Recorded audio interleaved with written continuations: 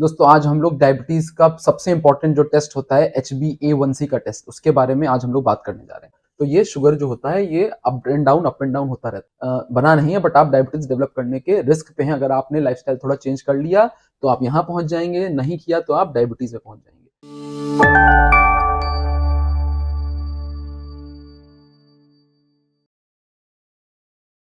Hello friends, welcome to our channel friendly doctor.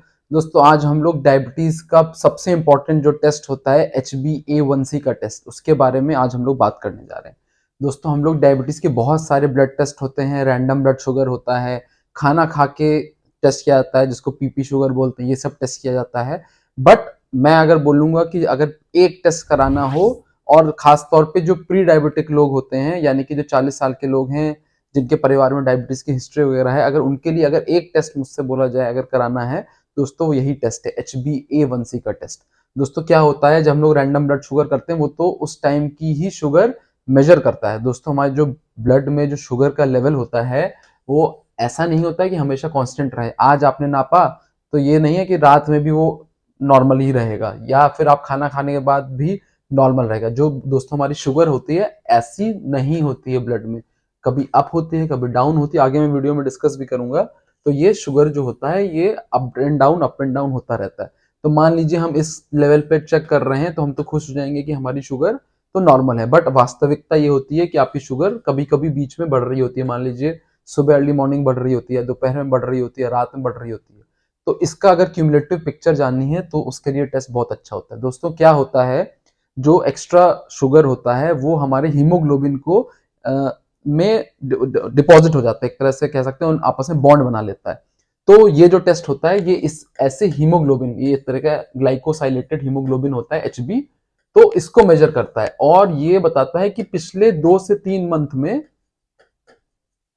हमारा पूरा cumulative picture देता है। ये इसका मतलब मान लीजिए अप एंड डाउन हो रहा हो तो उसका पूरा मीन निकाल के देगा। ये एक पॉइंट पे नहीं नापेगा, पूरा 2 से 3 महीने का क्या स्थिति थी, आपका शुगर लेवल कितना रहा था ब्लड में, उसका एक एवरेज निकाल के देगा। इसलिए दोस्तों ये टेस्ट बहुत महत्वपूर्ण है। खास तौर पे मैं एडवाइस करूंगा ऐसे लोग जिनकी थोड़ी सी लाइफस्टाइल हेक्टिक है, 40 साल के करीब हैं, जो जिनकी लाइफ में स्ट्रेस बहुत है, उनको ये टेस्ट डायबिटीज डेवलप होने के पहले ये टेस्ट करा लेना चाहिए। ये जान लें कि मैं प्री डायबिटिक स्टेज में हो रहा हूँ, तो उसके हिसाब से वो एक्शंस ले, अपने डाइट में चेंज करें, अपने लाइफस्टाइल में चेंजेस करें। दोस्तों बीमारी डायबिटीज जब हो जाएगी तो उसको तो फिर आपको कंट्रोल करना रहेगा ही, हो सकता है मेडिसिन वगैरह भी लेनी पड़े। बट अगर हम इसको प्री डायबिटिक स्टेज में पकड़ लेंगे तो हो सकता है बिना दवाई के, बिना बहुत ज़्यादा किसी परहेज के, बहुत ज़्यादा अपनी लाइफस्टाइल में चेंज लाए हुए हम लोग हो सकता है उसको मैनेज कर सके। दोस्तों इसीलिए यही इस टेस्ट की ब्यूटी है। तो आइए दोस्तों आगे हम लोग जानते हैं कि नॉर्मल रेंजेस, जो मैं बात कर रहा था प्री डायबिटीज, यानी कि आपने टेस्ट कराया 5.7 के से कम में वैल्यू आ रही है तो एकदम आप नॉर्मल हैं। ठीक है, 5.7 से 6.5 के बीच की वैल्यू आ रही है तो आप प्री डायबिटिक स्टेज में, मतलब अभी आपको डायबिटीज बना नहीं है, बट आप डायबिटीज डेवलप करने के रिस्क पे हैं। अगर आपने लाइफस्टाइल थोड़ा चेंज कर लिया तो आप यहाँ पहुंच जाएंगे, नहीं किया तो आप डायबिटीज में पहुंच जाएंगे।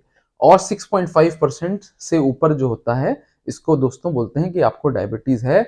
और पिछले, इससे अगर ज्यादा वैल्यू आ रही है तो पिछले 3 मंथ में आपकी जो डायबिटीज थी, भले आप इंसुलिन ले रहे थे या कोई भी दवाई ले रहे थे, तो उस पर कंट्रोल जो आपका था वो एडिक्वेट नहीं था।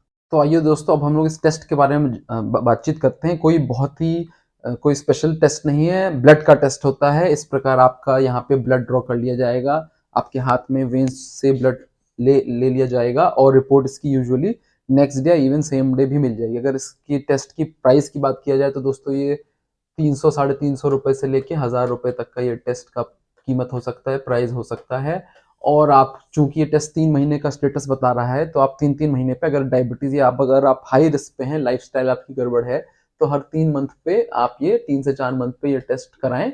और कोई रिस्क नहीं होता है, ब्लड लिया जाएगा और कोई इसमें फास्टिंग का भी झंझट झमेला कुछ नहीं होता है, बहुत आराम से टेस्ट हो जाएगा, 5 मिनट लगेगा और फिर आपकी रिपोर्ट भी यूजुअली सेम डे 6 7 8 घंटे में रिपोर्ट आपकी मिल जाएगी, नहीं तो नेक्स्ट डे आपको रिपोर्ट दे दिया जाएगा। कहीं भी ये टेस्ट हो जाएगा, किसी भी लैब में, जो पैथोलॉजी की लैब होती है उसमें ये टेस्ट, ज़्यादातर लैब में ये टेस्ट आराम से बहुत ही इजीली आपको अवेलेबल होगा, बहुत आराम से हो जाएगा। दोस्तों डायबिटीज़ को बहुत ही इंडिया में तो बहुत ज़्यादा पेशेंट्स हैं और डायबिटीज लोग बहुत ज्यादा घबरा जाते हैं कि क्या स्टेटस है, बट अगर आप सिर्फ ये HbA1c को ध्यान में रखेंगे और इसको नॉर्मल जो मैं बता रहा था 5 5.5 इस लेवल तक रखेंगे, अगर आप डायबिटिक हैं तो प्री डायबिटिक तक ले जाएं या उससे भी कम रखेंगे, तो ये आप मतलब समझिए बहुत बड़ी जीत होगी आपकी। डायबिटीज दोस्तों हमारे अगर अनकंट्रोल्ड है तो, कंट्रोल्ड है तो बहुत अच्छी बात है। अगर आपका HbA1c डिरेंज्ड है 8 9 9.5 ऐसे आ रहा है तो आपकी किडनीज पे इफेक्ट करता है दोस्तों। किडनीज के भी पेशेंट इवन डायबिटीज की वजह से बहुत बढ़ते जा रहे हैं। हार्ट के पे आपको इफेक्ट करता है, आपके हार्ट को एक तरीके से समझ लीजिए कमजोर कर देता है। आपकी जो हार्ट की आर्टरीज होती हैं उनको, उनमें कैल्शियम वगैरह डिपॉजिट होने लगता है, उनमें ब्लॉकेज वगैरह होने लगता है, और आपकी जो नर्व्स होती हैं उन पे प्रॉब्लम करता है। इवन आपकी जो आईसाइट होती है उसको भी अफेक्ट करता है। तो डायबिटीज का कंट्रोल करना और HbA1c को नॉर्मल रखना इसलिए बहुत एसेंशियल है। अब आप उसको शुरू में या तो आप सजग हो जाएंगे तो चीजें ठीक रहेंगी, अगर आप नहीं सजग होंगे, सस्ता सा टेस्ट है, आप मतलब कम कीमत में करा सकते हैं, उसके बाद भी अगर आप उसको कंट्रोल नहीं कर पाए, सजग नहीं हुए, तो भाई ये सब अगर ऑर्गन इफेक्ट हो गए तो इन सबकी दवाइयां भी एक्सपेंसिव हैं, इन सबकी टेस्ट भी एक्सपेंसिव है, इलाज टोटली आपका बहुत ज्यादा एक्सपेंसिव हो जाएगा। इसलिए शुरुआत में उसको पिक करके और उसमें करेक्टिव एक्शन, थोड़े बहुत करेक्टिव एक्शन मैं इस वीडियो में भी बताऊंगा, हम लोग को ले लेने चाहिए। अब दोस्तों जो वैल्यू बता रहा था, अगर 6 है, अब ये एवरेज बता रहा है कि पिछले 3 महीने यानी कि आपका शुगर 126 रहा, अगर 6 की रिपोर्ट आ रही है। अगर आपकी रिपोर्ट 8 की आ रही है तो यानी कि आपका जो एवरेज था 180 थे। भले ही आप पीपी अपना नापते हो, कभी अर्ली मॉर्निंग नाप लेते हो, आपको लगता है 120 आ रहा है, भाई सब नॉर्मल है, बट आपने HbA1c कराया तो आपकी वैल्यू हो सकता है, ये बहुत कॉमन बात है, कोई बहुत रेयर चीज नहीं है। आपका पीपी सुबह सब ठीक आ रहा है, सॉरी फास्टिंग आप कर रहे हैं, सुबह सारा ठीक आ रहा है, और फिर आपने HbA1c कराया तो 8 वैल्यू आ गई, दैट शोज कि आपका एवरेज 183 था। भले ही सुबह 120 आ रहा था, बट एवरेज आपका पूरा अगर मिलाया जाए 3 महीने का तो आपका ब्लड शुगर था बढ़ा हुआ था, और आपके जो मैं अभी ऑर्गन्स बता रहा था, किडनीज और ये सब इफेक्ट हो रहे हैं। इसका मतलब आपको इस पे करेक्टिव एक्शन लेना चाहिए। अगर दवाइयां ले रहे हैं तो डोज को चेंज करना है, अगर एक्सरसाइज नहीं कर रहे हैं तो एक्सरसाइज ठीक से करनी है, डाइट अगर गड़बड़ है तो आपको डाइट सुधारनी है। तो ये सारी चीजें आपने करनी है। ये जो मैं बता रहा था कि जो शुगर का स्टेटस होता है, आपने ब्रेकफास्ट किया तो बढ़ गया, आपके ब्लड में जो शुगर होती है फिर कम हो गया, फिर ये समय के साथ है, जैसे जैसे दिन बढ़ता जा रहा है वैसे वैसे ये चेंजेस, आपके लंच किया फिर बढ़ गया। तो ये जो सारा पैटर्न है, ये आपका मान लीजिए टेस्ट आप इस टाइम ही कर रहे हैं तो आप पिक नहीं कर पाएंगे, बट जब ये पूरा आप HbA1c टेस्ट कराएं तो आपको पूरा क्यूमुलेटिव पिक्चर मिल रही है कि भाई ब्लड में शुगर की क्या स्थिति है। अब दोस्तों थोड़ा सा, एक सबसे पहले तो आपको डाइट सुधारनी है, इसके बारे में सेंसिटाइजेशन बहुत जरूरी है। हम लोग को दोस्तों अगर डायबिटीज है तो जो फूड जो होते हैं, लो ग्लाइसेमिक इंडेक्स करके एक होता है, मैं भी फूड के नाम भी बता दूंगा, ये वाले फूड्स जिनका ग्लाइसेमिक इंडेक्स 55 से कम होता है, ये आपको डायबिटीज में खाने हैं, ये वाले फूड्स आपको कंज्यूम करने हैं। और ये जो हाई ग्लाइसेमिक इंडेक्स के फूड होते हैं ये आपको नहीं खाने हैं, इनको आपको अवॉइड करना है, बिल्कुल अपने डाइट में नहीं लेने। सबसे पहले तो देख लीजिए ये जो इसकी आप फोटो भी खींच सकते हैं, अभी समझ लीजिए, फिर अगर नीड हो तो आप इसको दोबारा भी देख सकते हैं। तो सबसे एक बात समझें, जितने भी वेजिटेबल्स हैं देख लीजिए आप, सबका ग्लाइसेमिक इंडेक्स जो है 55 से कम है। ठीक है, तो सारी वेजिटेबल्स, कुकुम्बर हो गया, स्पिनच हो गया, टमाटर हो गया, मटर वगैरह हो गई, ब्रोकली वगैरह हो गई, गोभी हो गई, पत्ता, जितने भी वेजिटेबल्स हैं, यानी कि ये डायबिटीज के पेशेंट्स में अच्छे हैं।